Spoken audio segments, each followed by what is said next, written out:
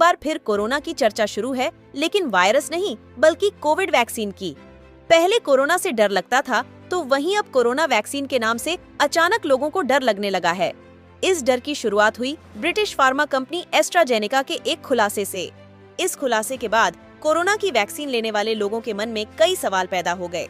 Vaccine निर्माता ने court में माना है कि कोविशील्ड दुर्लभ मामलों में थ्रोम्बोसाइटोपेनिया सिंड्रोम के साथ थ्रोम्बोसिस टीटीएस का कारण बन सकता है। इससे खून के थक्के बन सकते हैं और प्लेटलेट काउंट कम हो जाता है। थ्रोम्बोसाइटोपेनिया के कई गंभीर मामलों में यह स्ट्रोक और हार्ट अटैक का कारण भी बन सकता है। इस खुलासे के बाद भारत में भी इसकी चर्चा शुरू हो गई।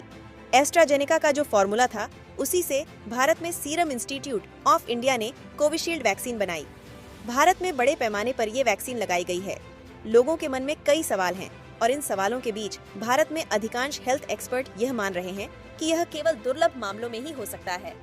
भारत में भी यह मामला सुप्रीम कोर्ट में पहुंच गया है।